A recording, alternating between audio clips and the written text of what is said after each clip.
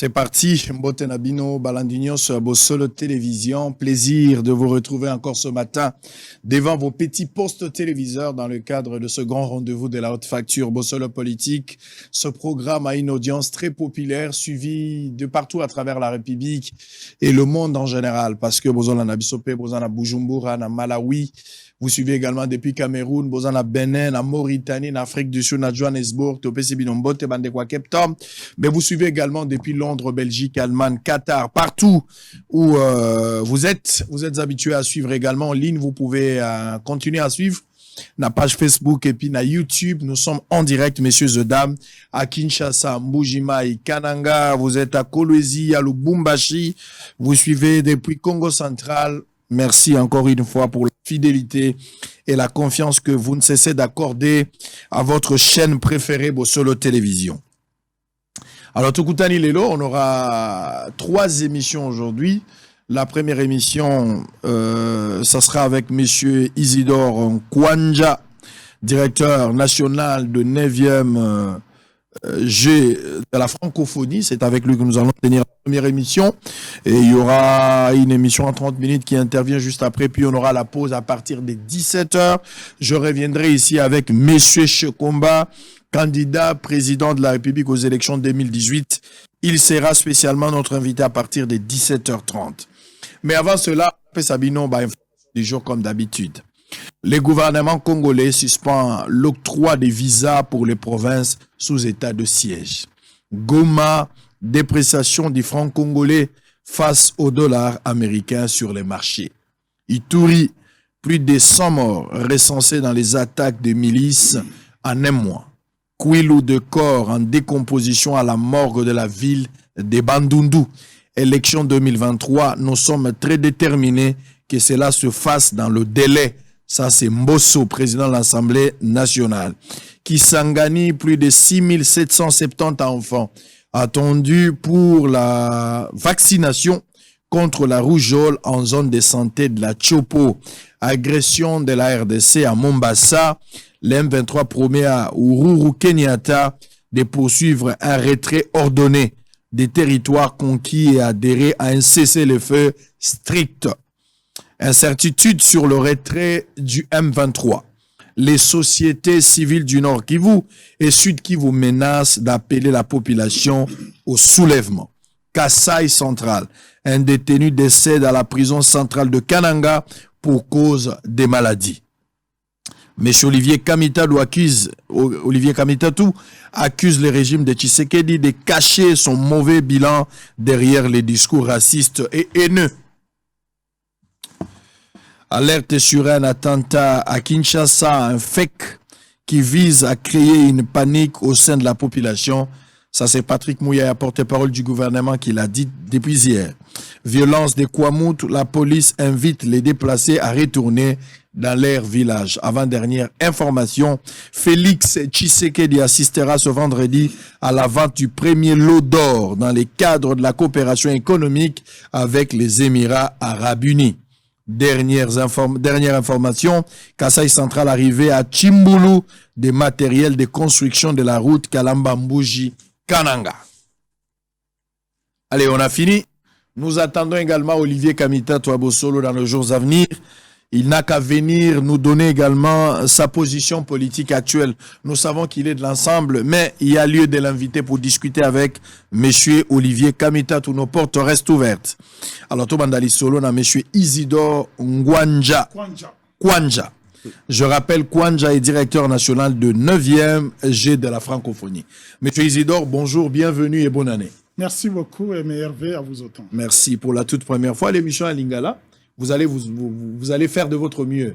Si ça sera difficile en français, tant mieux, mais il faut faire de tout. Et il faut faire votre mieux pour pouvoir vous exprimer, ne serait-ce qu'en lingala, pour la meilleure compréhension de tous les téléspectateurs. Mais place au moment à Libakou, vous pouvez à chaque fois revenir en français, il n'y a pas de problème. Merci. Alors, on vous reçoit pour la toute première fois. Oui. D'abord, pourquoi le choix des Bossolo Télévision? Un programme au monde à aujourd'hui, c'est une réalité de près. Quelles sont vos impressions? Mes impressions sont que depuis très longtemps, je vous suivais toujours. Et puis là, avant les fêtes de fin d'année, j'ai reçu votre invitation me demandant de venir parler des Jeux de la francophonie. Alors, on avait un programme très, très chargé.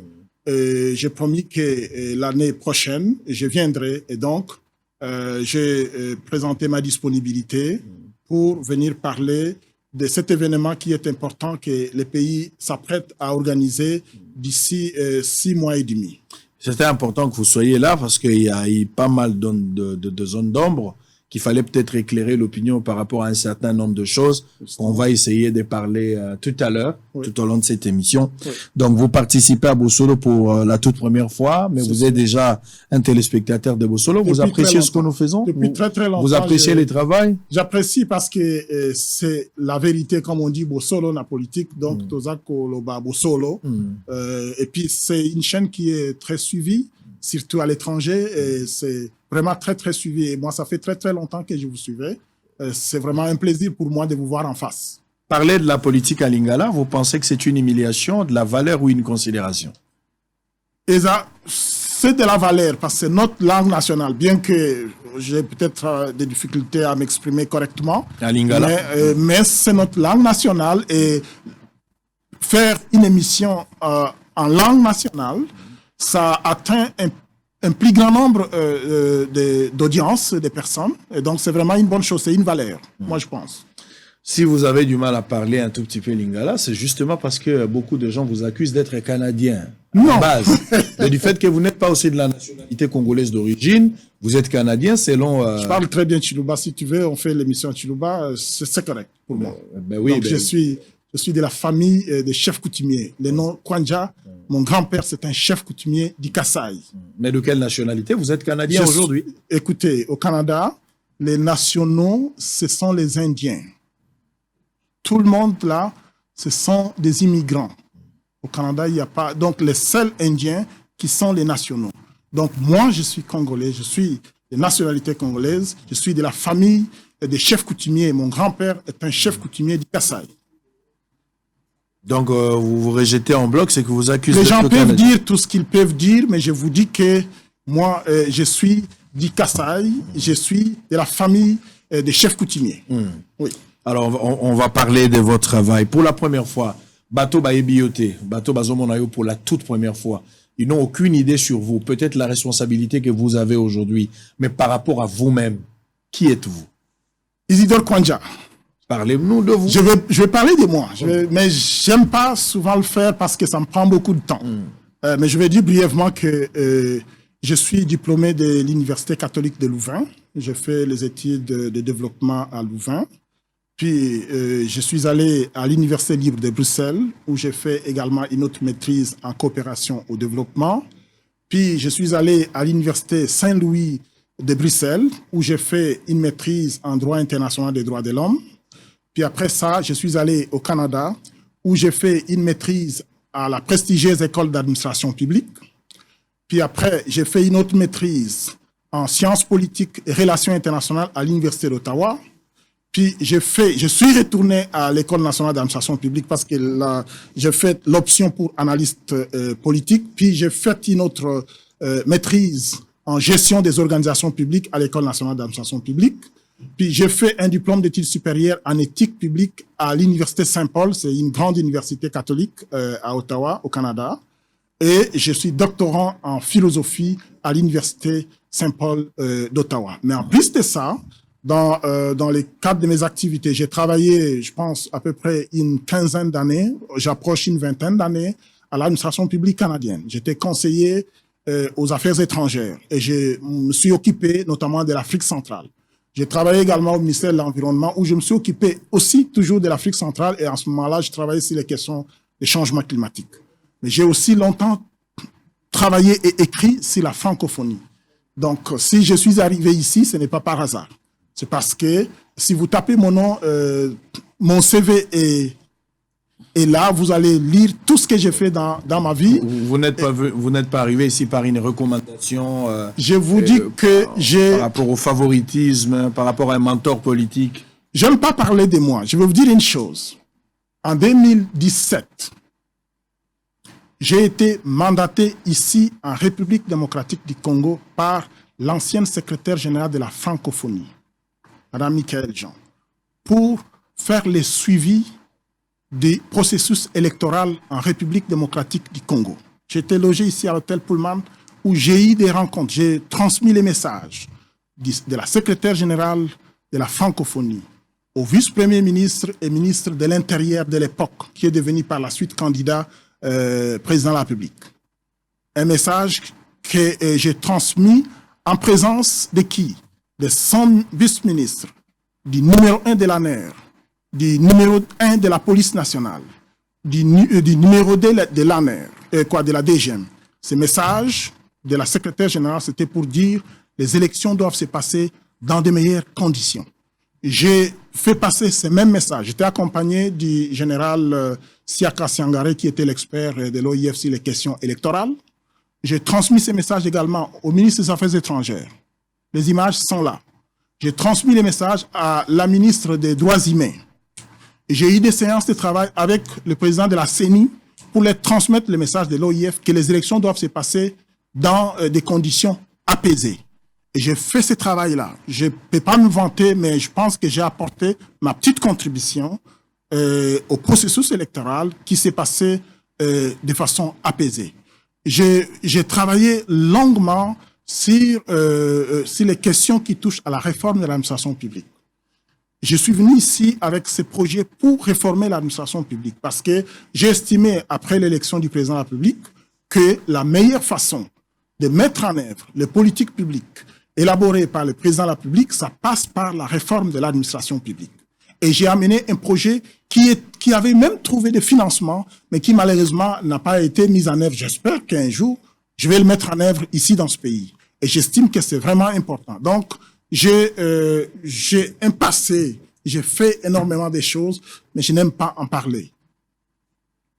Allez, parce que vous avez suffisamment fait de choses, mais vous vous trouvez en difficulté pour parler de vous-même. C'est ça le problème. J'aime pas parler de moi-même. J'aime que les autres parlent de moi-même, mais pour les gens qui lisent, si vous allez sur Internet, là, vous tapez mon nom, vous allez avoir beaucoup de choses.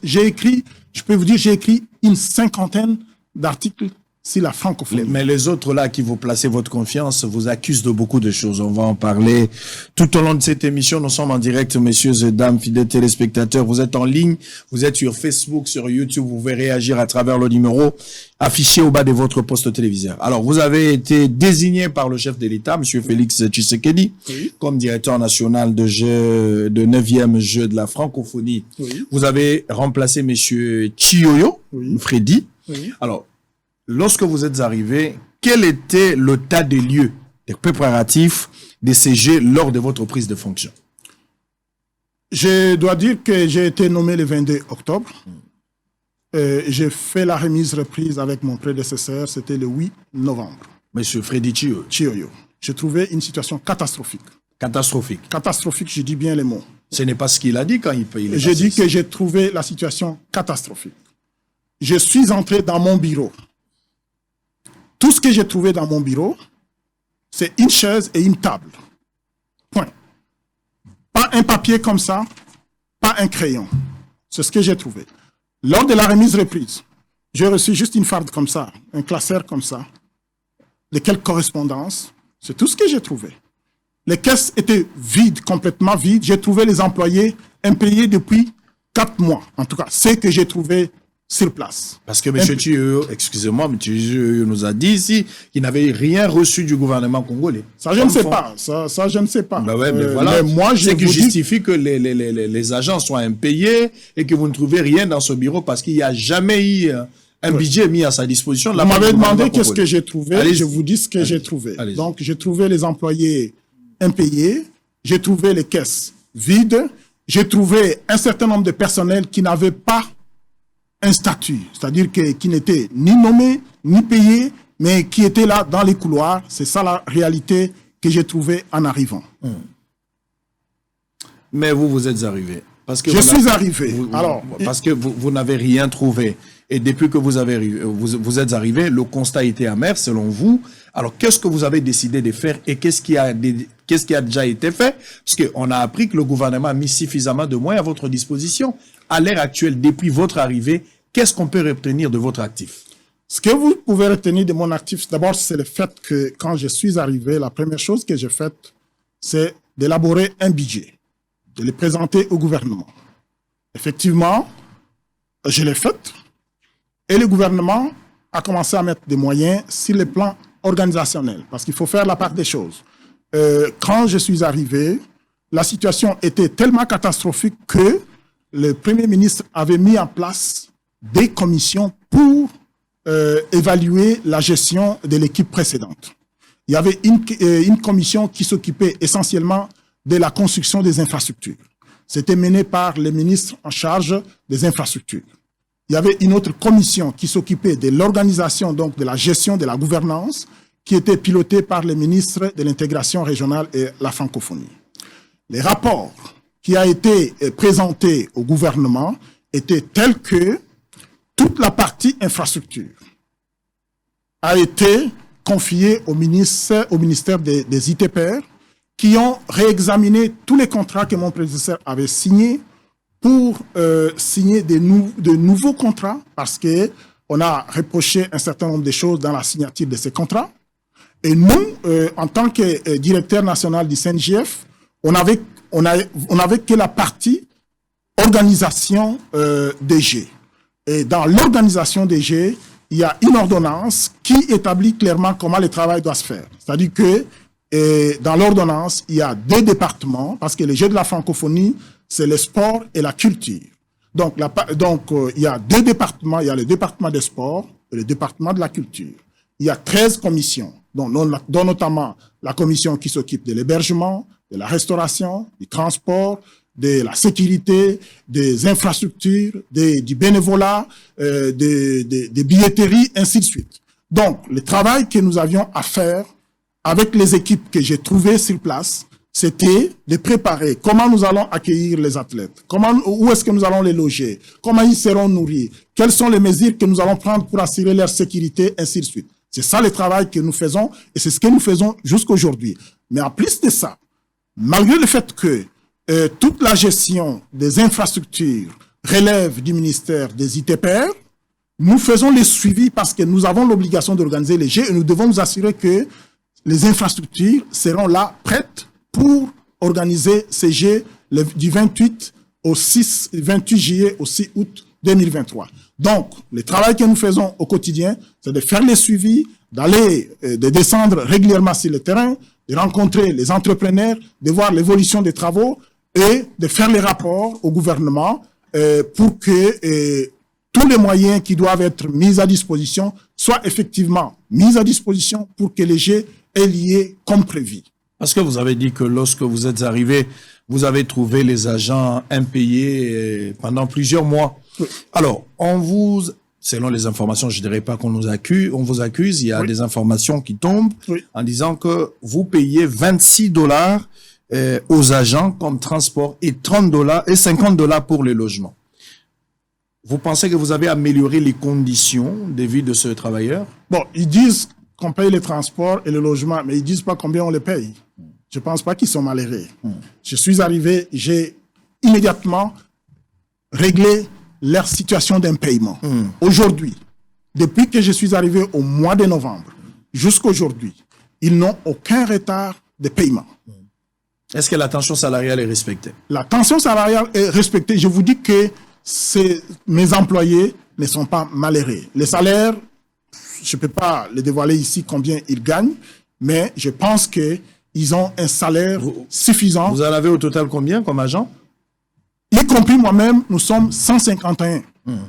Y compris moi-même, mes équipes et toutes les commissions et tous ceux qui sont dans l'administration, nous sommes 151 employés du CNJF. On peut savoir combien est-ce que le gouvernement a mis à votre disposition comme budget depuis que vous êtes arrivé? Depuis que nous sommes arrivés. En fait, ce qui s'est passé, c'est que le gouvernement, en acceptant d'organiser les Jeux de la francophonie, avait prévu de mettre à disposition 46 millions d'euros pour l'organisation des Jeux. Ça, c'était en 2000. C'est ça le budget qu'on avait présenté. Lorsque nous sommes arrivés, effectivement, entre-temps, il y a eu des choses qui se sont passées. Il y a la Covid qui est passée par là, il il y a la guerre en Ukraine qui est passée par là. Nous avons réévalué ces budgets-là. Et on a fait cet exercice-là avec les comités internationaux des Jeux de la francophonie. Parce que, comme vous le savez, l'ordonnance qui porte création du Comité national des Jeux de la francophonie, en son article D, dit que tout ce que nous devons faire doit être conforme aux normes et aux principes du Comité international des Jeux de la francophonie. Et donc, dans tout ce que nous faisons, on travaille en collaboration avec le Comité international des Jeux de la francophonie. Alors, qu'est-ce que nous avons fait? Nous avons réévalué les budgets. Les budgets, c'est quoi?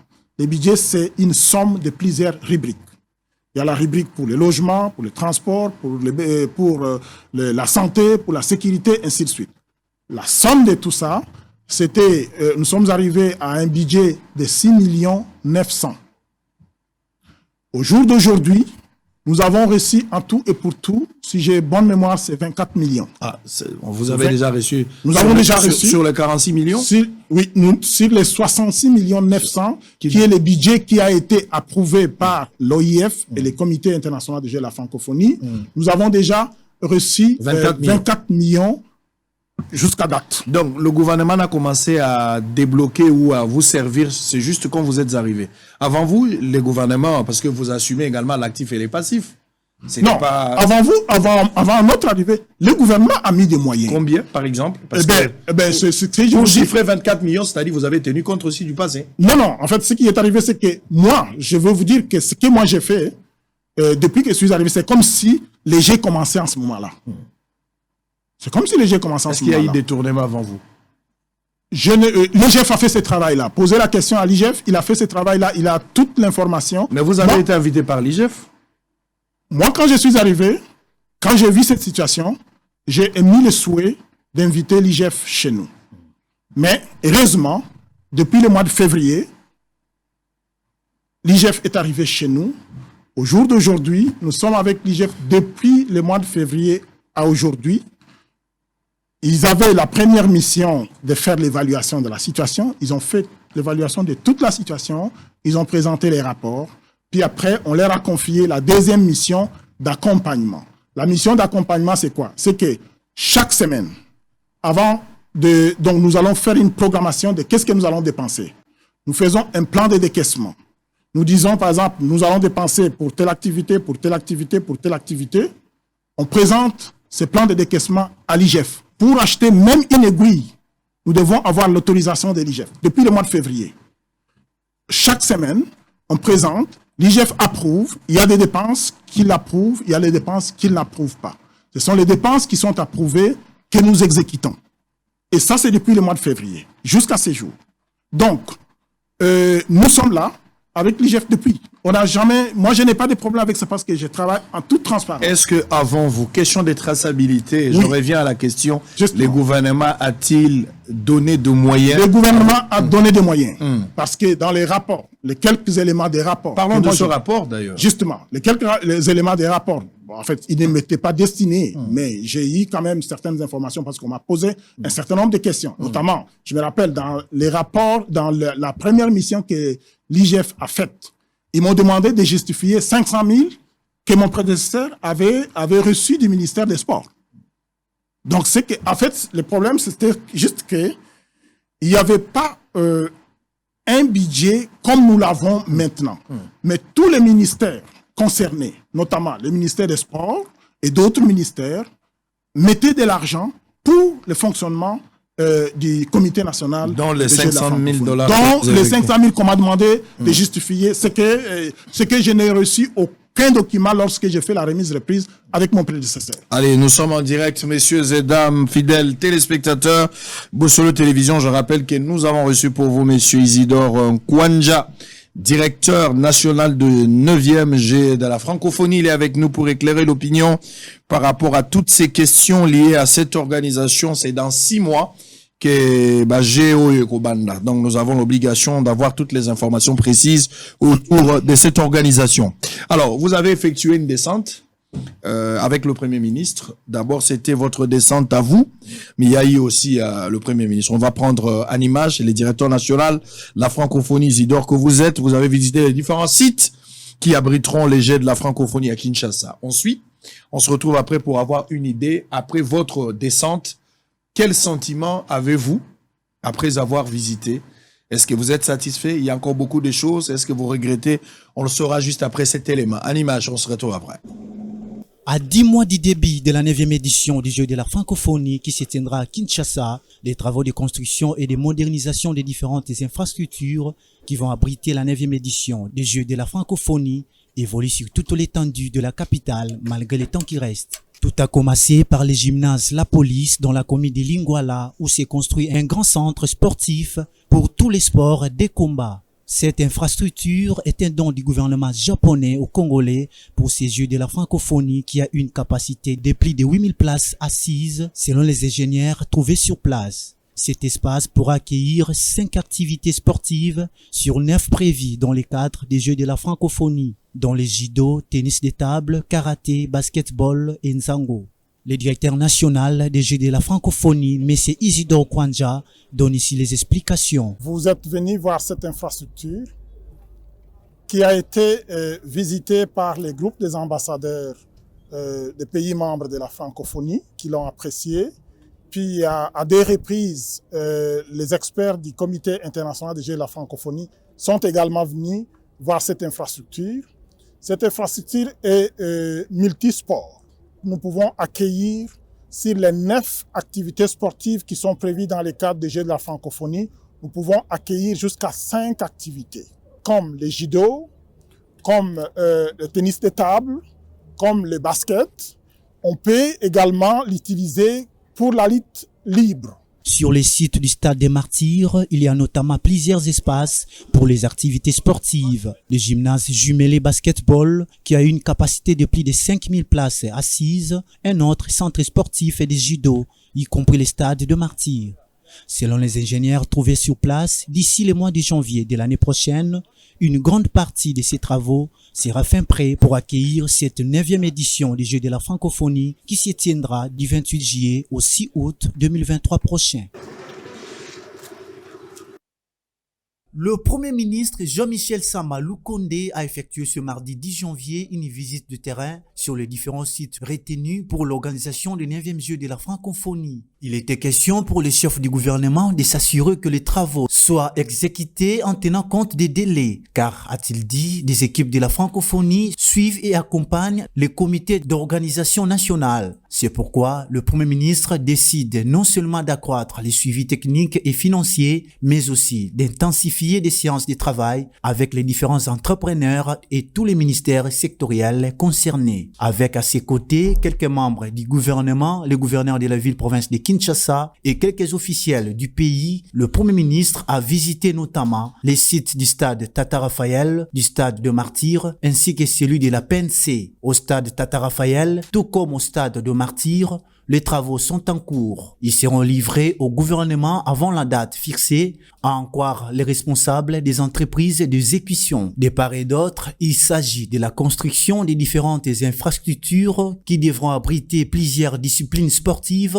inscrites dans l'agenda des 9e Jeux de la francophonie, notamment des stadiums, des gymnases et autres. Sur les sites de la police nationale congolaise, le Premier ministre Sama Lukonde s'est montré très satisfait pour la qualité du travail réalisé dans le cadre de la coopération RDC-Japon. C'est un centre sportif de judo qui pourra accueillir au moins 5 disciplines sportives avec une capacité d'accueil de 1000 places assises et 300 debout, un bijou déjà prêt à accueillir léger. Le commissaire général de la PNC, Dieudonné Amouri, qui a accompagné les chefs du gouvernement dans cette visite, a salué à sa juste valeur la visite du Premier ministre dans ce centre qui sera entièrement mis à contribution pour la réussite du 9e Jeu de la francophonie. Signalons que le 9e Jeu de la francophonie se tiendra du vendredi 23 juillet au dimanche 6 août 2023. Alors, Monsieur Isidore, vous avez visité d'abord vous-même et après, nous avons tous suivi que le Premier ministre est descendu aussi lui-même pour visiter. Vous l'avez accompagné, j'ai vu même Monsieur le gouverneur de la ville de Kinshasa, Jean-Tini Ngobila. Après cette descente, d'abord une évaluation de votre paratitre personnel et ce que le Premier ministre a donné comme réaction après avoir visité. C'était quoi? En fait, il faut d'abord commencer par Parce que c'est que j'ai vu ici, oui. S'il faut attendre l'effectivité de ces jeux dans 6 mois, je suis en train de me voir en difficulté de confirmer qu'on aura ce jet. Les jets auront bel et bien lié en juillet 2023, cette année-ci. Le Premier ministre, qui est le superviseur du Comité national des Jeux de la francophonie, a déjà fait une première visite. Ça, c'est la deuxième visite. Il est allé lui-même pour s'enquérir de l'évolution des travaux sur le terrain. Et l'évolution des travaux sur le terrain, c'est que la plupart des entrepreneurs avaient déjà commandé les structures métalliques. Parce que toutes les constructions qui seront faites, ça sera en structure métallique. C'est-à-dire qu'ils vont poser des bases, ils vont mettre des pylônes pour soutenir les structures métalliques. Et les structures métalliques, il y en a qui ont commandé en Afrique du Sud, il y en a qui ont commandé au Liban, et ainsi de suite. Ils sont en train d'arriver. J'ai vu dans les images qu'on a présentées, il y en a déjà des lots qui commencent déjà à arriver. Donc, ces structures métalliques, lorsqu'ils seront installés, vous allez voir que ça va prendre une autre forme. Nous qui suivons l'évolution au jour le jour, nous sommes convaincus que cela va avoir lié et nous faisons l'effort pour que le gouvernement puisse disponibiliser les moyens nécessaires aux entrepreneurs pour qu'ils puissent commander tout le matériel dont ils ont besoin pour les travaux de finissage. Donc, je peux vous dire que la visite du Premier ministre était une bonne chose pour que lui-même voie l'évolution des travaux et prenne les dispositions nécessaires. Vous savez, l'émission ici, là, nous l'avions prévue à 11h30. On a dit reporter à 16h parce qu'il y avait justement cette réunion de faire le point de cette visite. Donc, je peux vous assurer que le gouvernement, dans son ensemble, est mobilisé. Chacun, en ce qui les concerne, les membres du gouvernement posent des actions pour que ces jets aient lié. Vous vous rappellerez que le président de la République, chef de l'État, a, dans son message de vœux au peuple congolais, a annoncé que l'année 2023, il y a 3 événements importants. C'est l'arrivée du pape, ce mois-ci. C'est pour le 31. C'est les Jeux de la francophonie et c'est les élections.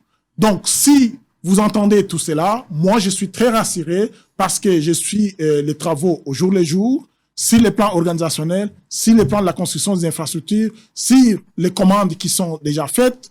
Je peux vous assurer que ces jets auront lié. Il se posera pas un problème de transport parce que vous parlez des équipements achetés ailleurs, il faut qu'on ramène. C'est pour ça que je dis, toutes les structures métalliques sont déjà en train d'arriver.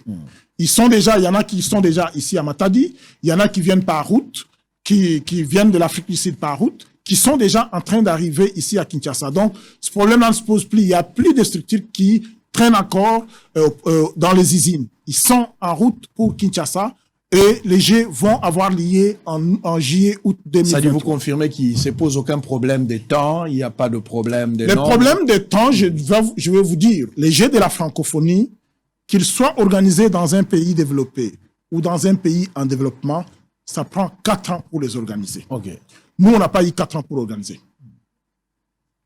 Moi, en tout cas, je suis arrivé, ça fait maintenant presque 1 année et 1 mois. Alors, mais comment vous comptez maintenant réaliser cela? Parce que vous évoquez 4 ans, ça c'est l'état maximal qu'on donne. Ça c'est l'état maximal. Maintenant, nous essayons, mettre en œuvre nous mettons les bouchées doubles pour rattraper ce retard. C'est ce que nous sommes en train de faire. C'est pour ça que, régulièrement, moi je fais des descentes presque chaque semaine pour voir l'évolution des travaux.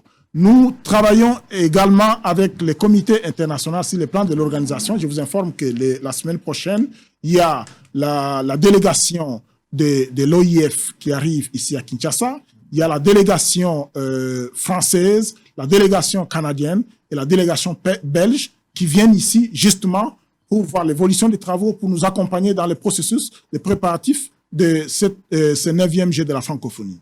Donc, pas question, parce que vous avez parlé de l'IGF ici tout à l'heure. On suppose qu'on n'entendra pas cette affaire du détournement à la fin. Vous avez parlé de 24 millions au lieu de 64 millions de dollars, 68 millions. On vous a déjà décaissé, on vous a déjà servi 24 millions jusqu'à présent. Donc, oui. Vous attendez encore le reste. Nous attendons le reste et nous l'attendons de façon impatiente parce que là, maintenant, nous sommes dans une phase décisive. Mais pour des questions de gestion, je peux vous assurer que si vous posez des questions même à tous les employés, je suis vraiment très, très rigoureux. Et déjà, de toutes les façons, comme je vous ai dit, nous sommes avec l'IGF là-bas. Il n'y a pas un sou que nous dépensons sans que l'IGF n'approuve. Et chaque semaine, on demande à la banque de nous envoyer les relevés bancaires que nous transmettons à l'IGF chaque semaine. Donc, ça veut dire que s'il y a des tournements, s'il y a des tournements, l'IGF est au courant. Voilà. Parce que l'IGF sera complice. Je vous dis que chaque semaine, nous faisons un plan de décaissement. On le fait approuver par l'IGF. Chaque semaine, nous demandons à la banque de nous envoyer les relevés bancaires que nous transmettons à l'IGF pour vérifier, à part ce qu'ils ont approuvé, qu'est-ce qu'il y a comme mouvement sur les comptes. Donc, ils sont au courant de tout ce qui se fait en toute transparence. Et nous avons aussi, au niveau du Comité international de la francophonie, il y a également toute une commission qui s'occupe des questions de finances, qui régulièrement vient ici pour auditer, pour voir comment les fonds de mise à disposition sont gérés. Sur ces plans-là, je pense que je suis très, très à l'aise de m'exprimer librement sur ce point-là. Très bien, monsieur Isidore, je vous reviens. On va parler un peu de l'IGF là, parce qu'il a parlé de l'IGF. L'IGF fait mal, l'IGF dérange. L'enfant terrible de Félix Tshisekedi, les autres disent que l'IGF n'est pas sincère avec Félix Tshisekedi. Je vais parler de ce projet de Tshilé-Gelou d'abord. Je vous reviens dans 5 minutes. Ezo sala pasi. Mboka na biso, to protégera ba valeur te na mboka oyo. Des fois, on a des prophètes mal compris en République démocratique du Congo. C'était aussi le cas avec les Mamadou Ndala, les Mbunza Mabe, les général Baouma. Ce sont des prophètes que nous n'avions pas compris. Vous avez des prophètes, vous comprendre bangote. Et quand Dieu vous donne une personne, vous n'arrivez pas à comprendre, il n'y a que 2 possibilités. Soit il vous donne un esprit d'égarement, soit il va enlever la personne. C'est grave. Congo est souffrir d'un problème, il y a un système des années et des années. Bah système wana na bisa kibino, même ata mutuazali mayele, même ata mutuazana ajinini. Il suffit d'être en contact avec ce système. C'est ce que j'avais qualifié le liquide qui prend toujours la forme du récipient. Même si tu es intègre, il suffit seulement d'être en contact avec ce système mafieux. Félix Tshisekedi connaissait l'IGF depuis longtemps. L'IGF n'est pas sorti de l'UDPS, il n'est pas sorti d'un parti politique. Il a eu des relations avec Félix Tshisekedi, moi je connais. Bien avant, il a eu à étudier. Dans son pouvoir discrétionnel, na bolingo na ye moko, mutu atinda yete, mutu moko akomela Félix Tshisekedi CVT. J'ai dit des choses qui sont vérifiables parce que je connais. Et lui-même, dès lui-même, mutu atinda yete, ezaki consensus. Il est suffisamment informé, suffisamment outillé. Et il a choisi IGF pour accompagner ye na mosala ou azali kosala. Et le travail de l'IGF. Lelo Ezali apprécié. Qui lui a donné la mission? Nana Pessier, le travail qu'il va faire. Nana Pessier, orientation. Nana Pessier, la manière de travailler. Azo travailler dans le leadership yanani. Yamuto Abengaki. Félix Tshisekedi, président de la République, a ponié et puis a Pessier la ligne de conduite. Voilà ce que j'attends de toi. Voilà ce que j'attends de toi. Est-ce que IGF jusqu'aujourd'hui, à la hauteur, il y a des attentes au Félix Tshisekedi à Bengelaki, des attentes qui n'ont pas pour satisfaire Félix Tshisekedi, mais pour l'accompagner par rapport à la vision et à la lutte contre la corruption. Est-ce que Félix Tshisekedi n'est-il pas satisfait? Oui, monsieur, il est satisfait. Parce que l'IGF a fait un grand travail. Et un travail qui est apprécié par tout le peuple congolais. Que ce soit de l'opposition ou de la majorité, à l'unanimité, nous tous, nous apprécions ce que l'IGF est en train de faire. J'entends de gens, de journalistes, de communicateurs, de politiques, qui connaissent l'IGF. Tout le bakar là-bas, journaliste, je suis le premier, moi, Israël Mouton, je suis le premier journaliste, le premier. On n'a pas eu 2 journalistes au début, je suis le seul et le premier. Qui accompagnait l'IGF depuis le début. C'est moi qui ai commencé ce travail depuis le début, alors que Batumso Bazagi n'a pas incantation na bango. Ngane n'a pas ko accompagner. Ngane moutunaï ko découvrir ma valeur. J'ai compris que l'homme avait de la valeur. Tant la moni toujours partagé ma même valeur.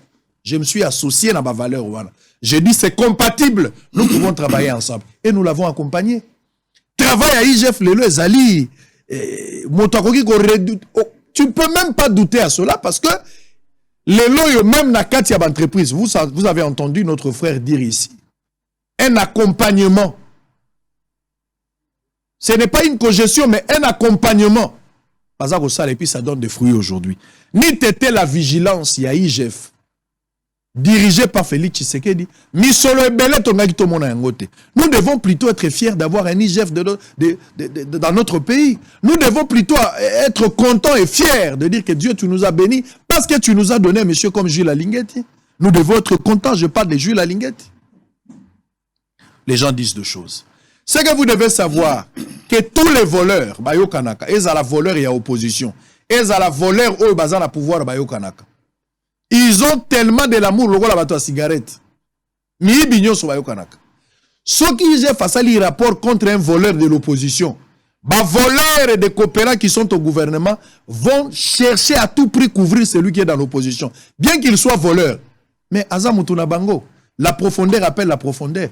Ils vont créer des mécanismes pour le protéger. Et c'est vice-versa. Ceux qui ont le gouvernement, ils ont fait les rapports contre eux.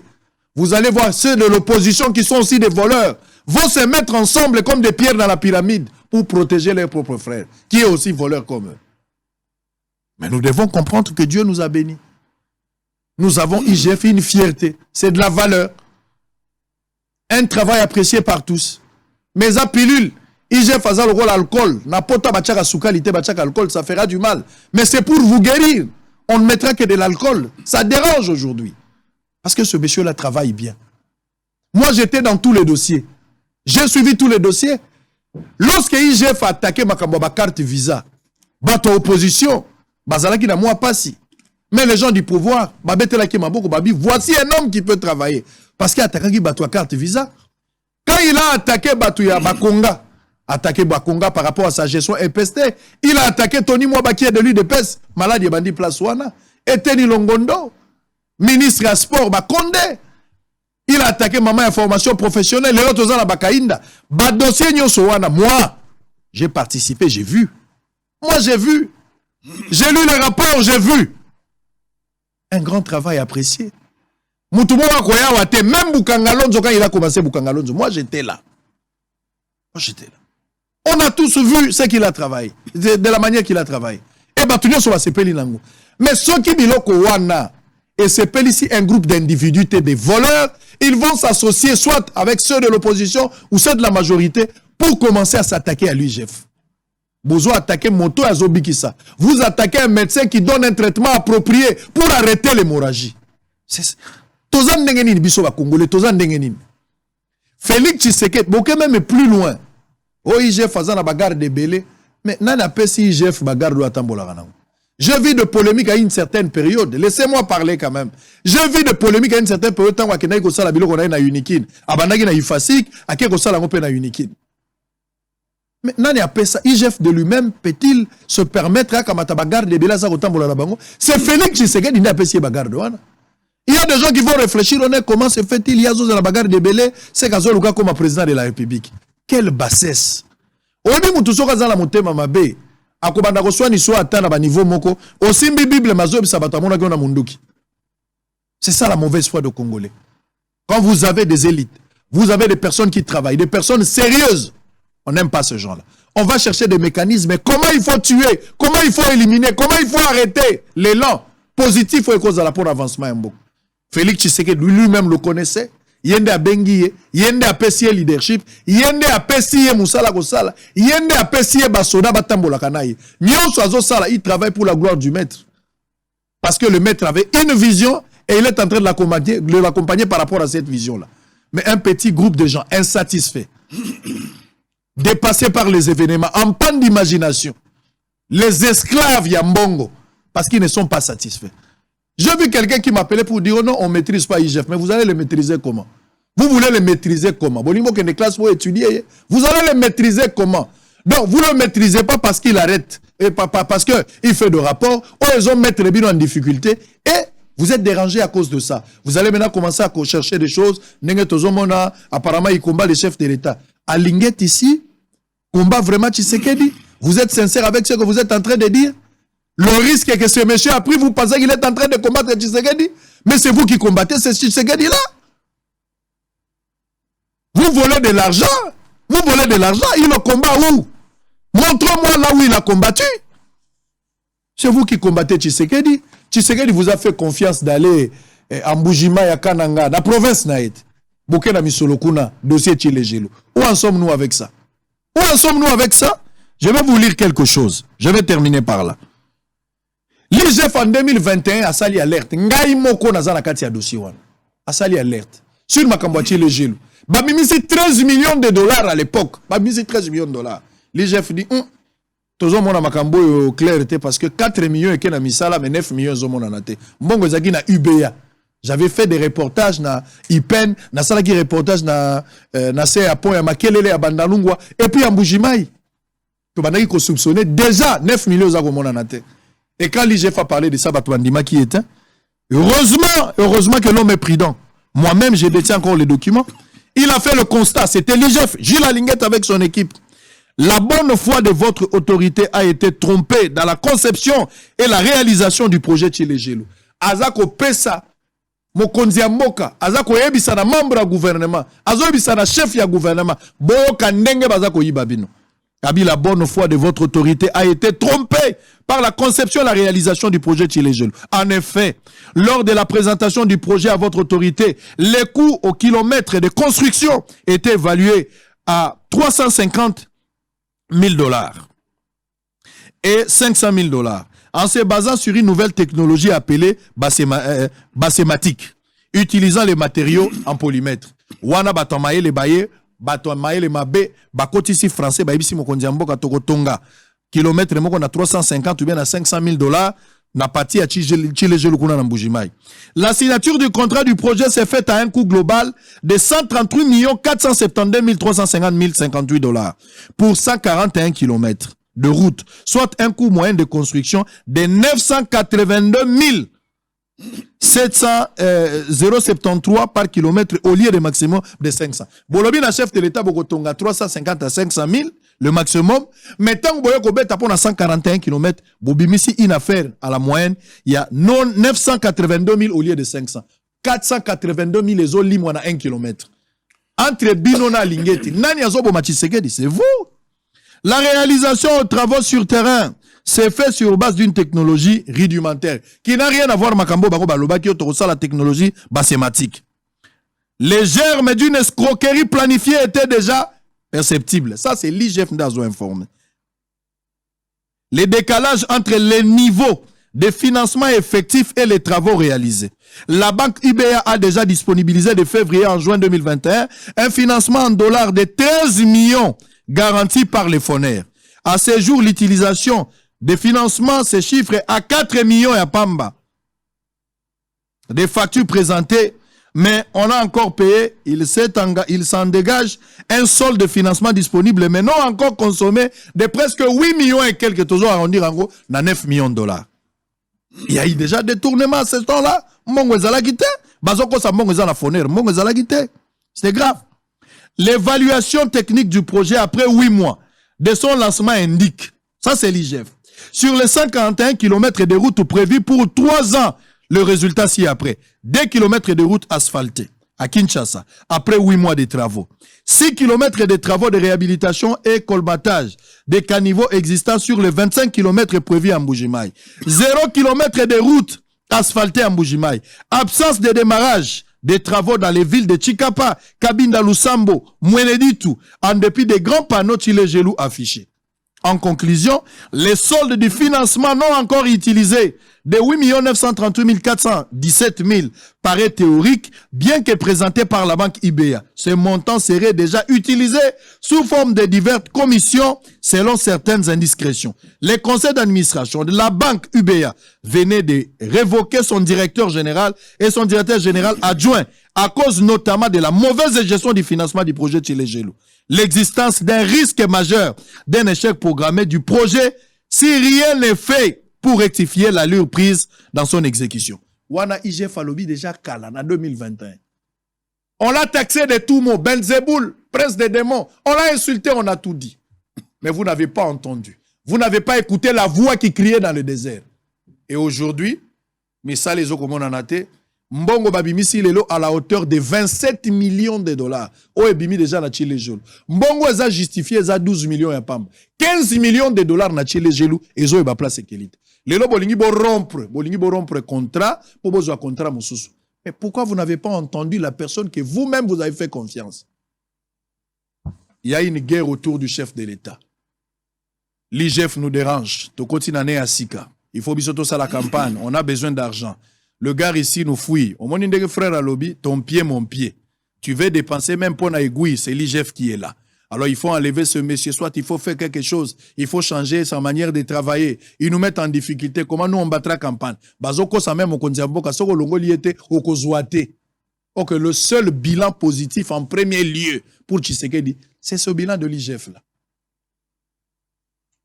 Honte à vous, chers politiques, voleurs, même bas pasteurs, basinabino, bandekonabino, baïbi que vous êtes des voleurs. Mais vous combattez un innocent à cause de son travail, à cause de son honnêteté intellectuelle. Moi, je le soutiendrai. Je soutiendrai le combat. Tant qu'il va continuer à partager des vraies valeurs, je serai avec lui. Je vais l'accompagner. Je vais le soutenir. Je vais lui demander d'aller encore plus loin. Parce qu'il ne le combat pas. Il ne combat pas Félix. Il ne combat pas le pays, mais il travaille pour le bien-être de la population. Au contraire, vous êtes des voleurs. Un petit groupe de gens. Allez, on va revenir. Ne maintenez pas rigueur. C'était une mise au point. Bon, moi, j'apprécie. Parce que vous avez parlé de l'IGF. Ils font un travail exceptionnel. Comme je vous ai dit, moi, quand je suis arrivé, quand la situation que j'ai trouvée, j'avais mis levé que l'IGF vienne. Alors. Et j'étais très content qu'ils soient venus. Avec un contrôle a priori. Avec un contrôle a priori. Ils avaient le premier mandat, justement, de faire toute l'évaluation. C'est comme je l'ai dit. Ils ont fait toute l'évaluation. Ils ont produit les rapports. On a eu des discussions avec eux. Puis, on a mis en place maintenant une mission d'accompagnement. Et nous travaillons en toute transparence. Comme je vous ai dit, tout ce que nous faisons comme dépenses, l'IGF est au courant. Y compris notre compte. Il reçoit les relevés chaque semaine. Donc, ils sont au courant de tout ce que nous dépensons, de tout ce que nous recevons, et ils peuvent répondre à toutes les questions sans même qu'on me pose à moi des questions. Très bien. Oui. Je vous attends. Nous voulons de l'IGF. Peu importe, aux politiciens,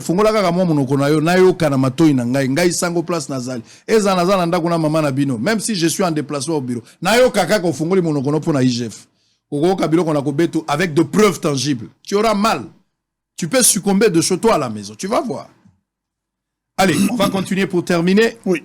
Vous avez choisi les homes de l'Unikin. Moi-même, je suis passé par là pour l'hébergement des athlètes. Oui. Pourquoi d'abord avoir choisi les homes? Quelles sont les dispositions que vous avez mises et vous avez prises pour faciliter les déplacements des athlètes? Comme je vous ai dit, lorsque j'ai Parce qu'il n'y a pas la voie. Il n'y a pas la voie de Rigini pour arriver jusqu'à... Il y a des voies et il y en aura. Quand je suis arrivé, j'ai été nommé en octobre, comme je vous ai dit, j'ai fait la remise reprise au mois de novembre. C'était pour organiser les Jeux l'année prochaine, donc en août 2022. Donc, il m'est resté quelques mois. Je n'avais même pas une année pour organiser les Jeux. Et j'ai trouvé une situation, comme je l'ai dit, catastrophique. On a signé des contrats pour la construction du village des Jeux, mais il n'y avait rien sur le terrain. Et il y avait un risque que nous perdions ces Jeux. Il y avait un risque vraiment que nous perdions ces Jeux. Et ça aurait été une grande humiliation pour notre pays si on avait perdu ces Jeux, parce qu'il y avait des bruits qui disaient on va les délocaliser, des choses comme ça. Alors, quand je suis arrivé, j'ai fait l'évaluation de toute la situation. Alors, je me suis rendu compte que si je reste avec le plan de construire les infrastructures, donc le village à Tata Raphaël, nous allons effectivement perdre les Jeux. Et j'ai fait la proposition de loger les athlètes à l'université de Kinshasa. Pourquoi je l'ai fait? Parce que je connais l'histoire de la francophonie. Alors que vous ne réhabilitez pas laissez-moi vous des parler. étudiants. Je connais l'histoire de la francophonie. Je connais les Jeux de la francophonie, comment ils sont organisés. Je sais, dans la plupart d'éditions précédentes, que vous avez participé. On a logé les athlètes dans des cités universitaires. À Ottawa, au Canada, on a logé les athlètes dans une cité universitaire. À Nice, en France, on a logé les athlètes dans une cité universitaire. À Beyrouth, au Liban, on a logé les athlètes dans une cité universitaire. Alors, j'ai trouvé que c'était une bonne initiative, surtout parce que quand je suis allé moi-même, avant de faire la proposition, je suis allé à l'université de Kinshasa, parce que je savais déjà qu'il y avait une possibilité de loger les athlètes dans une cité universitaire. Quand je suis allé à l'université de Kinshasa, j'étais agréablement surpris. en tout cas une surprise agréable parce que le président de la République avait promis aux étudiants de réhabiliter ces hommes. Et je suis arrivé, j'ai trouvé effectivement les hommes réhabilités, mais non encore équipés. Et c'était pimpant neuf. J'ai dit, voilà. Je suis passé par là. Voilà, c'est une bonne option. C'est une bonne option, d'autant plus que nous allons faire des investissements qui vont rester pour la jeunesse congolaise et particulièrement pour les étudiants de l'Université de Kinshasa. Parce qu'aujourd'hui, on est en train de négocier un contrat pour le déploiement de la fibre optique qui va aller jusqu'à l'Université de Kinshasa. Ce qui va faire en sorte que les athlètes qui seront là, ils auront la connexion Wi-Fi sans fil et ça va rester également pour les étudiants. Nous allons, comme vous l'avez dit tantôt, je vous dis, quand j'ai fait la première proposition de loger les athlètes à l'Université de Kinshasa, le gouvernement a débloqué 3 millions de dollars pour finaliser la route Elengessa. C'était en prévision de ces projets-là. Donc, nous sommes allés à l'Université de Kinshasa, nous avons trouvé les hommes pimpants neufs, nous avons estimé que si nous logeons les athlètes à l'Université de Kinshasa, nous allons faire des investissements importants qui vont rester pour les étudiants, notamment pour les questions. On va régler la question de l'eau, la question de l'électricité, la question de l'Internet. On est en train de clôturer les hommes des étudiants. On a commencé les travaux d'aménagement de la voirie à l'intérieur de l'Université de Kinshasa.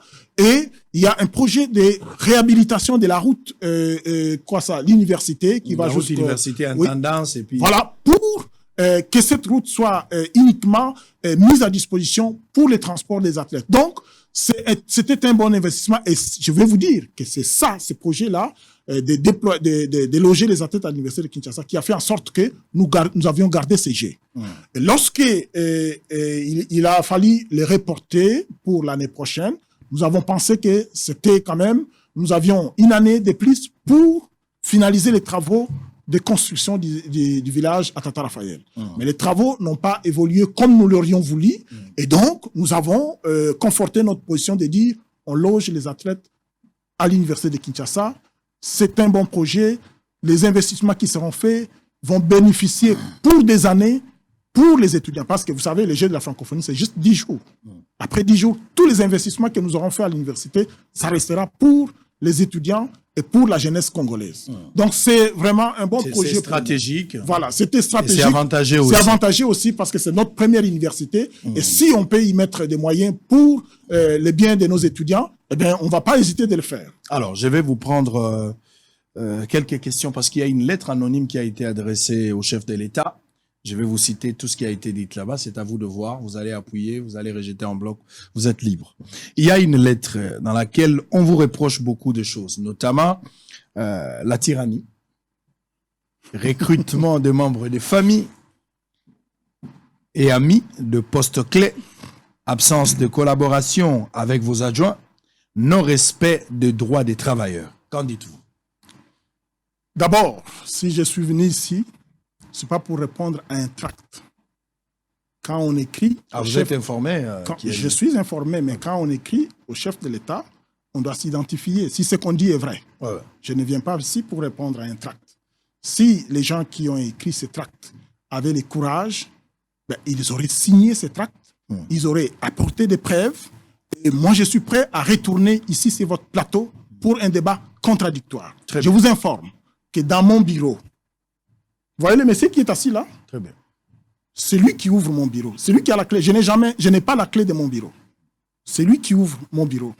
C'est lui qui fait tout. C'est lui qui peut vous faire entrer. Si vous avez rendez-vous avec moi, c'est lui qui va vous faire entrer ou qui va refuser de vous faire entrer. Vous savez, quand est-ce que j'ai connu, il était de quelle province? C'est 3-4 mois après. Lorsqu'il va me parler d'une situation de deuil des membres de sa famille, que je saurai qu'il est du Bas-Congo.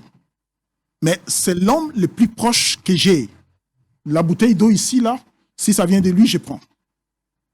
Il n'est pas de ma province. Il n'est pas mon frère. Je suis venu. L'effectif que mais je vous dis, je vais vous dire une chose. Quand je suis arrivé, j'ai trouvé à peu près 200 personnes. À peu près 200 personnes. J'ai mis en congé technique une cinquantaine de personnes. Si j'ai bonne mémoire, je pense 64 personnes que j'ai mis en congé technique. Pourquoi? Parce que, d'abord, je suis arrivé, j'ai trouvé des gens qui n'avaient aucun statut. Il n'y a pas eu de nomination. Donc, même dans les relevés de paye, ils ne figurent nulle part. Ils sont là dans les couloirs. et il n'y a rien dans la caisse, j'ai restructuré. En fait, ce qu'il y a, c'est quoi? C'est qu'il y a une rigueur que j'ai mise en place qui ne plaît pas à beaucoup de gens. La plupart que j'ai trouvés, c'était des fonctionnaires qui venaient juste pour signer la présence, percevoir de l'argent. Il y en a même qui m'a dit, ici, on paye les postes. C'est-à-dire que si j'ai un poste, on paye les postes, que je vienne pas. Moi, j'ai instauré une rigueur. Pourquoi? Parce que quand je suis arrivé, comme je vous ai dit, j'ai trouvé à peu près 200 personnes. Mais le premier mois, c'est à peine 40 personnes qui venaient au bureau. À peine 40 personnes. Le premier mois, j'ai dû payer tout ce monde-là. Alors je me suis dit, si je continue comme ça, je ne vais pas organiser les jeux. Il faut y mettre de la rigueur. Il faut restructurer. Et la restructuration, je vous informe que ça continue. Pourquoi? Parce que nous sommes un projet. Et dans un projet, il y a des postes qui peuvent être importants le premier mois, qui ne sont pas importants le deuxième mois, qui ne seront pas importants le troisième mois. Vous en êtes fier, mais on je suis licenciement abusif. Il n'y a pas de licenciement abusif. Je vous informe que j'ai trouvé des gens qui n'avaient pas de statut. Ça, c'est un. De deux, nous sommes un projet. Et toutes ces personnes qui sont là, ils sont employés à durée limitée parce que nous savons quand est-ce que tout va finir. Dans un projet, si j'ai besoin d'un agent pour telle activité et que j'ai déjà fini cette activité, je n'ai plus besoin de cette personne. Tu peux le remercier. Et je vous informe que la restructuration continue. Je vais continuer à le faire parce que maintenant, nous sommes dans une phase décisive. Il y a des postes que je vais supprimer maintenant. Je vais en créer d'autres dépendamment du besoin qui vont se présenter pour la réalisation de la mission. Parce que je comprends que si quelqu'un a fini son travail, ça sert à rien de le garder parce qu'il n'a pas la production, ce qui est normal. Mais vous avez aussi pensé à payer quand même les arriérés des agents que vous avez trouvés, parce que vous avez dit que vous avez trouvé des agents non payés, ils n'ont jamais été payés. Je suis d'accord que vous ayez compati avec ce genre-là. Est-ce qu'avez-vous pensé à payer ce genre? Voilà, cette question-là est revenue à plusieurs reprises. Je vais être clair et je voudrais que tout le monde m'écoute attentivement. Quand je suis arrivé, je veux vous informer que, et ça, c'est la première fois que je l'ai vu dans ma vie, les gens qui manifestent à l'intérieur de l'édifice. Les jours que je suis venu pour faire la remise-reprise, on a fait rentrer à l'intérieur du bureau du CNJF les anciens employés avec des calicots réclamant pour les uns 24 mois, pour les autres 12 mois, pour les autres 6 mois, pour les autres 4 mois. À l'intérieur de l'édifice. Je me suis posé la question, mais dit, j'arrive le premier jour, on vient me réclamer le salaire. Mais celui qui était là, pourquoi on ne lui a pas réclamé le salaire? Et depuis où que vous avez déjà vu les gens manifester à l'intérieur. C'était un message de bienvenue. À l'intérieur, oui, je l'ai accepté comme tel. Sportivement. Je l'ai accepté sportivement. Et qu'est-ce que j'ai fait? J'ai mis en place une commission immédiatement. J'ai commencé à recueillir. Parce qu'il n'y a pas que les salaires des employés. Il y a aussi toutes les factures que j'ai trouvées. Je vous informe que j'ai trouvé même une mise en demeure d'une banque à Freeland qui réclamait 275 000 $ que mes prédécesseurs avaient prêtés et qu'on nous réclamait à nous. J'ai trouvé des factures impayées, des services de gardiennage, de nettoyage, des agences de transport, des hôtels où on a logé les gens non payés. J'ai recensé tout cela. Parce que quand j'ai posé la question au comité de pilotage, on m'a dit, vous n'avez plus assez de temps pour vous occuper de ce qui s'est passé avant. Parce que j'avais moins d'une année. Occupez-vous de qu'est-ce qui doit être fait maintenant jusqu'à l'organisation des Jeux. Toutefois, j'ai recueilli toutes ces informations-là, y compris pour les employés. Pour les employés, il y avait une difficulté énorme. C'est de savoir qui a effectivement travaillé. Quelqu'un qui se présente, il n'a pas une décision qui a été prise, il n'y a pas un arrêté, il n'y a pas un arrêté qui révoque le premier arrêté pour qu'on sache que la personne a effectivement travaillé de janvier à février. C'était difficile. Toutefois, on a fait ce travail-là et moi, j'ai écrit une lettre. Avec tous ces éléments, j'ai transmis au comité de pilotage. Parce que, conformément à l'ordonnance, c'est le comité de pilotage qui prend des grandes orientations. Moi, j'exécute. Donc, dans l'enveloppe de qu'est-ce que j'ai trouvé comme situation, comme passif, et actif, mais non. Comme passif, je veux dire, c'est plus de 1 million de $ pour des dettes. Quand on met ensemble, y compris les employés, on est autour de 2 millions de $. Des millions de dollars. Oui. Et moi, dans les budgets que moi j'ai élaborés, je n'avais pas prévu cette rubrique-là. C'est-à-dire que même si on me donnait aujourd'hui $1 milliard, il n'y aura pas de l'argent pour ça. Toutefois, j'ai fait la démarche. Ces gens ne seront jamais payés. Ils seront payés. Ils seront jamais payés. Ils seront payés. En quoi ce que vous venez de dire? Non, ils seront payés parce que j'ai soumis leur dossier spécialement au comité de pilotage. Est-ce que vous avez eu le temps de communiquer avec ce gens? J'ai déjà communiqué à plusieurs reprises. Je les ai reçus à plusieurs reprises chez moi. J'ai même mis en place, parce que dans les groupes, il y a aussi un nombre important des agents qui sont actuellement en fonction, qui étaient dans les équipes précédentes, qui n'ont pas été payés dans les équipes présentes, qui, heureusement pour eux, ils sont payés depuis que je suis arrivé, qui formaient donc le groupe de ceux qui ont étudié ces dossiers-là, qui ont recueilli toutes les informations pour identifier toutes les personnes qui avaient travaillé précédemment. Et ce travail-là, moi, j'ai fait une correspondance que j'ai envoyée au comité de pilotage. Si le comité de pilotage met de l'argent à disposition pour que nous puissions payer ces gens-là, moi, je vais les payer parce que quelqu'un qui travaille, il mérite son salaire. Donc, je suis très conscient de cela. Mais seulement, le budget que j'ai, il n'y a pas une rubrique qui est prévue pour ça. Ce que j'ai fait, c'est que j'ai recueilli toute l'information, pas seulement pour les salaires, mais aussi pour toutes les dettes que nos prédécesseurs ont contractées, qui ne sont toujours pas encore payées, que les gens qui viennent me réclamer tout le temps. J'ai recueilli tout cela, j'ai présenté dans une correspondance avec une liste de tout ce qu'on doit à toutes les personnes qui avaient contracté les marchés avec les CNG. On va terminer. Au-delà de votre honnêteté intellectuelle dans le travail, mais vous osez quand même prendre ce courage de signer des contrats de gré à gré. Pourquoi? Et ça encore, je vous dis et je vous ai dit, l'IGF peut répondre à cette question-là. Parce que depuis que je suis arrivé, je n'ai signé aucun contrat.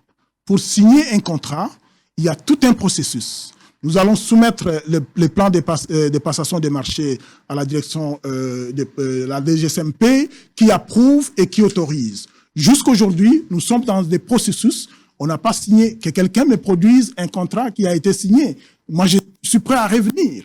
Il y a des gens qui racontent n'importe quoi. Je vous dis, je vous informe que depuis que le président de la République, dans son vœu, dans son message de vœu annoncé, donc adressé au peuple congolais, et lorsqu'il a dit que parmi les événements importants de 2023, il y a notamment l'organisation des Jeux de la francophonie. Donc, tout ce qui, même à l'intérieur du CNJF, je sais qu'il y a des gens à l'intérieur du CNJF qui sont payés par le CNJF, mais qui travaillent contre le CNJF. Il y a des gens au sein du CNJF qui venaient me dire, de toutes les façons, nous avons 28% de chances d'organiser les Jeux. Je dis, mais si vous avez 28%, pourquoi vous êtes là? Vous devez partir. Parce que moi, je crois sincèrement, je travaille fort pour que ces Jeux aient lieu et je ne peux pas. Aujourd'hui, moi, si je dis, je crois que je ne suis pas en mesure d'organiser, je vais arrêter. Mais je sais que je vais le faire. Mais je vous dis, depuis, parce qu'à un moment donné, il y avait des hésitations. Est-ce que ça va avoir lieu, ça ne va pas avoir lieu? Mais lorsque le chef a dit, il y a 3 événements importants de 2023, c'est l'arrivée des papes, c'est le Jeu de la francophonie, tout le monde s'est réveillé. À l'intérieur, à l'extérieur, et les opposants se sont mêlés là-dedans. Ils instrumentalisent les gens à l'intérieur. Pourquoi? Parce qu'ils estiment que le succès de ces Jeux, il y a quelqu'un qui va tirer un bénéfice politique. Et donc, il faut combattre. Et la cible facile, c'est le directeur national. Si on combat le directeur national, il n'y aura pas de Jeux. Et s'il n'y a pas de Jeux, ils vont maintenant prendre cet argument pour dire, voilà, ils ont fait ça, ils n'ont pas été capables d'organiser. Et on parlera aussi du détournement. Le problème, c'est celui-là. C'est à partir de ce moment-là que même votre fameux tract-là dont vous faites allusion là est sorti après que le chef ait dit que c'est l'un des événements importants. Et moi, quand j'ai lu ça, aujourd'hui, je suis en mesure de savoir c'est qui est qui. Et dans les questionnaires que vous avez là, dans les questions que vous posez là, je comprends que ce sont ces personnes-là. Si se sont cachés en ne signant pas, mais vous le savez parce qu'ils vous ont envoyé ces messages. Ils vous ont envoyé des messages, des questions. Vous êtes toujours dans des suppositions, vous n'avez aucune preuve tangible. Voilà. Irrécusable. Non, mais c'est parce que les questionnaires qu'ils vous ont envoyés, là, ils se sont identifiés. Les journalistes sont libres de préparer. Vous n'allez pas affirmer ici qu'il y a des gens qui m'ont envoyé des questions. Tout à fait. Non. Peu importe. On fait de recherches sur l'invité avant l'émission, ce qui est normal. Vous n'êtes pas le premier à être invité ici. Tout à fait. Donc, toute personne qui passe ici, nous avons suffisamment le temps d'étudier, d'avoir des informations sur la personne.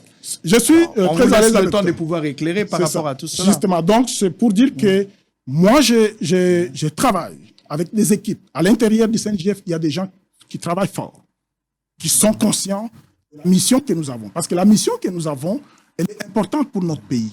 Notre pays n'a jamais organisé un événement important de cette envergure. Jamais. On n'a jamais organisé même la Coupe d'Afrique. Le seul événement que le peuple congolais se rappelle, c'est le combat de boxe de Georges Foreman et Mohamed Ali. Aujourd'hui, nous avons une opportunité d'organiser un événement complexe.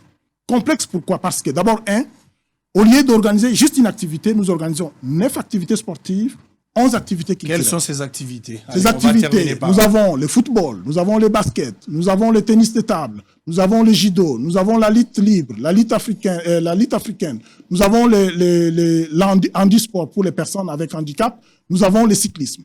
On organise toutes ces activités en une fois.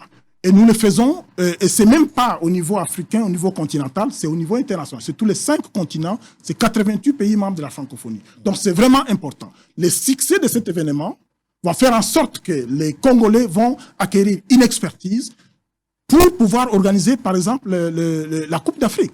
La Côte d'Ivoire, je vous informe, la Côte d'Ivoire qui a organisé la 8e édition des Jeux de la francophonie, maintenant elle est en train de préparer la CAN.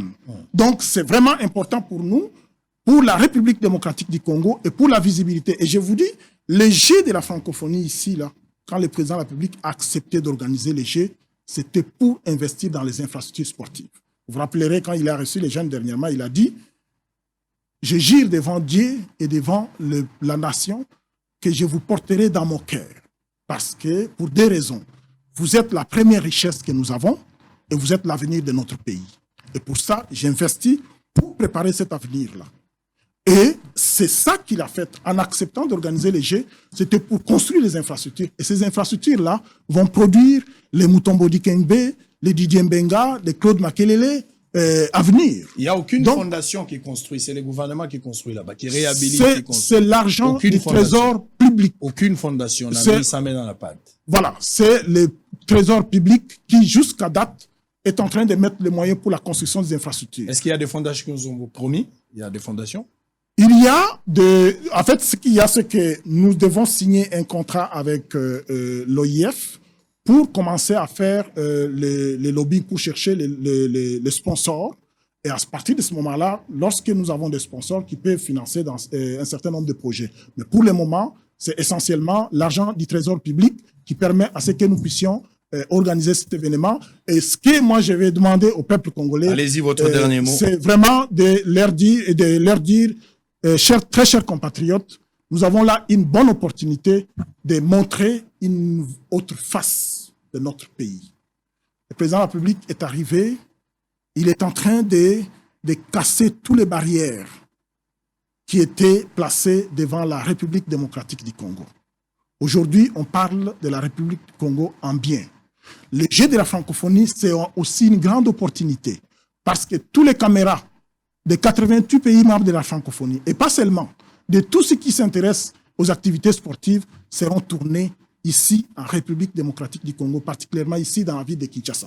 C'est une bonne opportunité pour nous de montrer au monde que nous sommes capables d'organiser des événements importants, que nous sommes un pays fréquentable. Parce que l'objectif, c'est aussi ça.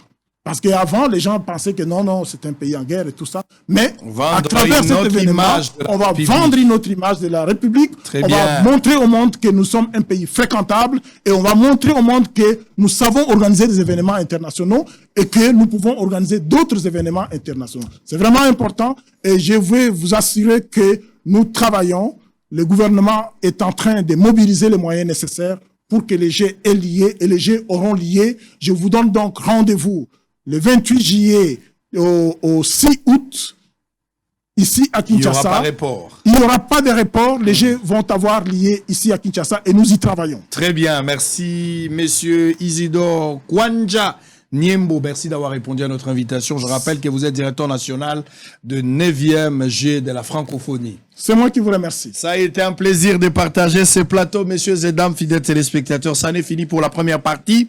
On va prendre éléments de transition entre la première partie et deuxième partie. La santé de monsieur Ngwangwa Nongbamba Mbili Théo s'est détériorée de plus en plus depuis l'accident dont il était victime lors du retour de l'enterrement du fait Étienne Tshisekedi Wamulumba, il sollicite la prise en charge effective auprès du chef de l'État. Le ministre des Hydrocarbures, Didier Boudimbo, a pris part à un forum sur le futur minéral forum qui s'est tenu du 10 au 12 janvier au Centre international des conférences du roi Abdulaziz à Riyad, en Arabie Saoudite. Didier Boudimbo a été sollicité pour les échanges bilatéraux afin d'exprimer la vision des hydrocarbures de la RDC. On va suivre ces deux éléments. On va se retrouver après, on va prendre 30 minutes pour parler avec une dame qui est venue de l'Europe, Meta. Vous allez la voir tout à l'heure. N'oubliez pas qu'à 17h30, on aura Monsieur Daniel Shekomba en image. Et après cette petite pause, à très bientôt. L'état de santé de M. Gbangba Mbili Théo se détériore du jour le jour depuis l'accident dont il a été victime le 1er juin 2019 lors du retour des cortèges présidentiels de l'enterrement du fait Étienne Tshisekedi Wamulumba. Le président de la République, Félix Antoine Tshisekedi Tshilombo, avait instruit la prise en charge de ces dignes fils du pays. Curieusement, les choses ne se sont pas déroulées telles que voulues par les chefs de l'État, comme l'explique le fils biologique de la victime. La situation yango ezo s'aggraver kaka kisikoyo puisque même prise en charge oyo to kendela ki na Inde na HJ ezala ki totalité par rapport il y a rapport médical basala ki to monde ke bazala ki concentré kaka na clavicule et pourtant papa baka ezala ki benet mais samedi kata banga ba protège hormis azala ki ko suba makila baloba ki bako baklika ba scanner bata ba trouver que et comment qui débit prostate il est vrai présidence autorisera que basala ba opération surtout ana papa koma bien puisque mbongo dimaki mais toza surpris et ça la makité papa tikala ki akomi kaka malade donc maladie fa bela kaka tokenda ka ba hôpital ya ndenge na ndenge solution so makate. Mais quand on a acheté tout le monde, deuxièmement, il y a eu ma prostate. Oyo, et comment qui moyen, ce qui papa bandi kouli la, nama, donc moyen ti. Todo senga na bakondi ba meka ko lande la pénale quand papa malam, puisque na kanis même na mobeko balobi, tous les êtres humains naissent libres et égaux en dignité et en droit. Cela veut dire papa na biso azape na part ya ko bénéficier nyo surtout wana ezala cas contraire pour na yete ba konba meka ko intervenir pour za malam autre zali ko senga yango wana ndimi pe et puis tu zali ko profiter pour ko remercier volonté ya chef de l'état puisque andima ki papa zo ba soin malgré ba soin wana to yi makambo kan so ndenge zali psm na ndenge et ndé ba kilongo baniti. Pour ce faire, la famille sollicite l'implication de l'État congolais de venir en aide à cet homme qui a servi sous les drapeaux depuis 1974, car la santé de celui-ci va toujours de mal en pis. En seulement 2 ans, le futur Mineral Forum FMF, qui se tient du 10 au 12 janvier 2023 au Centre international de conférence du roi Abdulaziz à Riyad, en Arabie Saoudite, est devenu un événement incontournable sur le calendrier mondial de minéraux et de métaux auquel prend part le ministre des Hydrocarbures, Didier Boudimbo. À cette rencontre, placée sous le haut patronage de Sa Majesté le roi Salman bin Abdulaziz Al Saoud, s'y côtoient différentes personnalités et hommes d'affaires de plus de 70 pays à travers le monde du secteur de mines, du pétrole et de l'énergie, parmi lesquels, outre ceux du pays hôte, on retrouve notamment le ministre de l'Égypte, du Soudan, le PDG d'Ivanhoe, d'Aramco, du Rio Tinto, en plus 2 acteurs de la finance tels que le ministre en charge des investissements du royaume, le fonds d'investissement russe, la Standard Chartered Bank. Ayant répondu à l'invitation du royaume d'Arabie Saoudite, Didier Boudimbo a été sollicité pour des échanges bilatéraux afin d'exprimer sa vision des hydrocarbures de la RDC et les moyens de collaboration éventuels sur les secteurs. Le membre du gouvernement congolais a participé le jour inaugural à la table ministérielle aux côtés de ses homologues. À la journée du 11 janvier 2023, les organisateurs ont prévu des interventions en forme de panel et des échanges utiles avec les différentes entreprises et autorités locales. Les forums regroupent le gouvernement, des investisseurs, des explorateurs et des exploitants du monde entier. La table ronde ministérielle au programme vise à établir un consensus sur l'avenir de la super-région minière qui comprend l'Afrique, l'Asie de l'Ouest et centrale, et sur le rôle de la région dans l'industrie mondiale de minéraux et des métaux. C'est en somme un moyen pour les investisseurs potentiels de recueillir des informations et de commencer les processus d'investissement dans les secteurs en vue de créer une interconnexion au bénéfice de pays. En rappel, le premier FMF avait attiré plus de 7500 délégués en présentiel et de manière virtuelle de plus de 50 pays qui ont entendu 150 leaders de l'industrie.